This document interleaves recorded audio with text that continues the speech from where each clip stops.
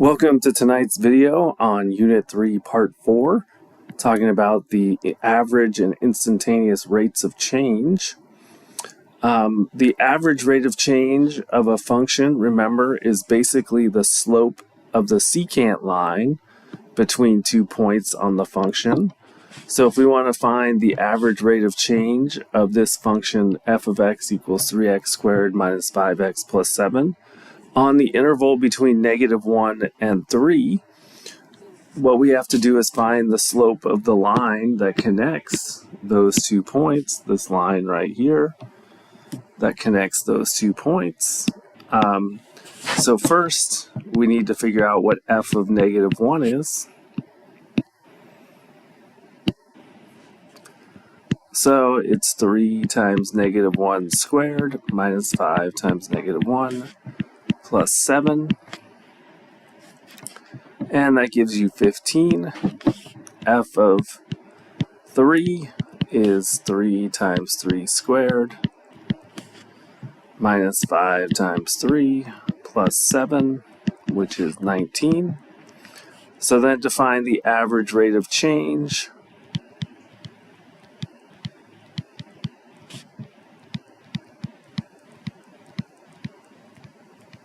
it's 19 minus 15 over 3 minus -1.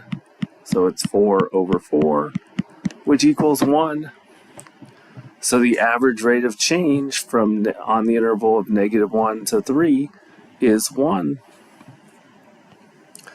The instantaneous rate of change is basically the slope of the tangent line at the point on the curve.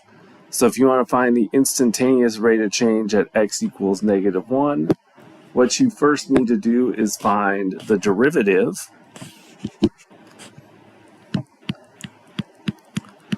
Well, the derivative here is 6x minus 5.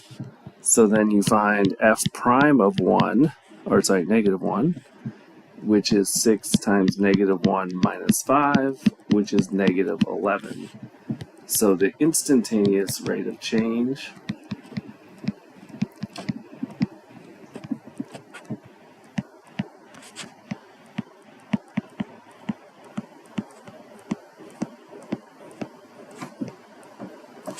at x equals -1 is -11.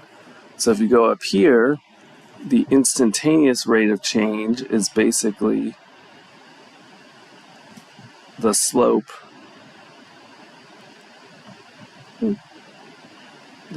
of the tangent line,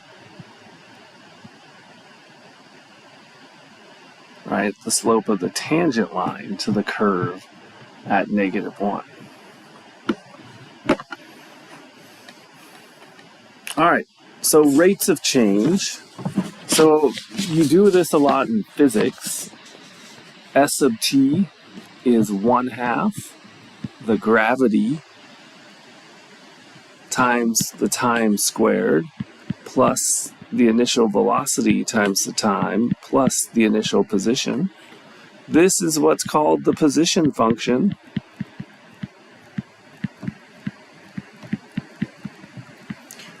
G is either equal to -32 feet per second or -9.8 meters per second, depending upon what unit of measure you're in. V sub 0 is the initial velocity.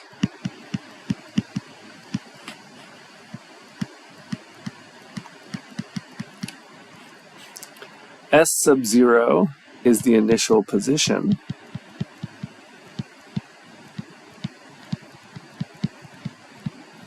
And t is equal to time in seconds.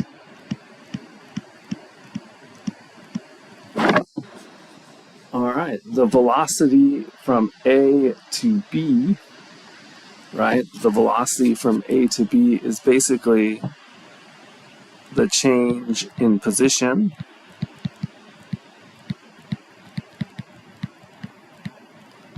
over the change in time, which basically means that it's S of B minus S sub A over B minus A. So basically it's the average rate of change in the position. So it represents the average velocity of an object from A to B.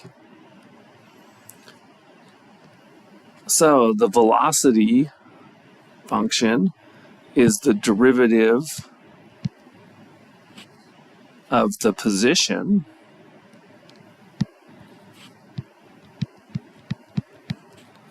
and it's called the velocity function.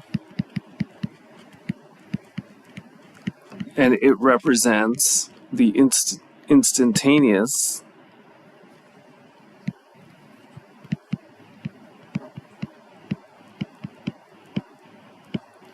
velocity of an object.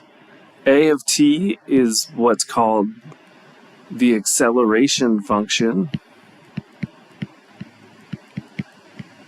and it is the derivative of the velocity, which is the double derivative of the position, meaning you take the derivative twice. So there's a question here about a pigeon on the ledge of a roof. 500-foot building accidentally drops a rock. From its mouth, the rock plummets to the ground and smashes an ant. Determine the initial position is 500 feet. The initial velocity is 0 because it's the rock was just standing still. The gravity, since it's in feet, is negative 32 feet per second. And the position function is 1/2 times negative 32 t squared plus 0t plus 500. So if you simplify, it's negative 16t squared plus 500. The height of the rock at 1, 3, and 5 seconds. So basically you're finding S sub 1. So it's negative 16 times 1 squared plus 500. So that's going to equal 484 feet. At 3 seconds, it's negative 16 times 3 squared plus 500. And that's 356 feet. And at 5 seconds, it's negative 16 times 5 squared plus 500, and that's equal to 100 feet. And it says find the time that the rock will squash the ant, meaning when is the position or the height 0. So you have to solve this equation, negative 16t squared plus 500 equals 0. So you move the 500 over, divide by negative 16, and you get 31.25 is equal to t squared.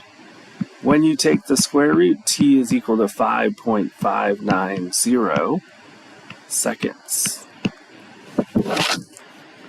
So determine the average velocity from 1 to 3 seconds. So you would go 356 minus 484 all over 3 minus 1. So you get negative 128 over 2, which is negative 64 feet per second. From 3 to 5, it is 100 minus 356 over 5 minus 3. It is negative 256 over 2, which is negative 128 feet per second. And from 1 to 5, it would be 100 minus 484 all over 5 minus 1. So negative 384 over 4, which equals negative 96 feet per second. And what do these values represent? This represents the average velocity of the rock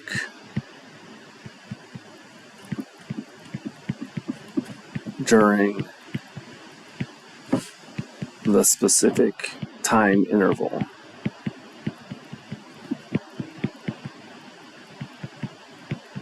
That's what it represents in the problem. So now, the next question say, find the velocity, which remember is the derivative. So the derivative of negative 16t squared plus 500 is negative 32t. So the velocity at 1 second is negative 32 times 1, or negative 32 feet per second. At 3 seconds, it's negative 32 times 3, which is negative 96 feet per second. And at 5 seconds, it's negative 32 times 5, which is negative 160 feet per second. What do the values represent? These values represent the instantaneous velocity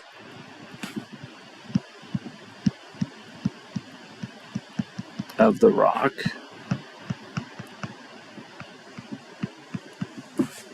at a certain point in time. A sub t is the derivative of the velocity, so it's just negative 32. So this is negative 32 feet per second. This is also negative 32 feet per second. And this is also negative 32 feet per second. This represents the rate of change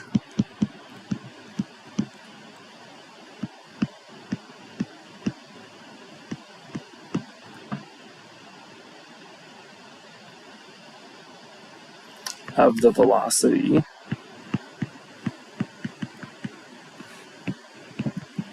at a moment in time.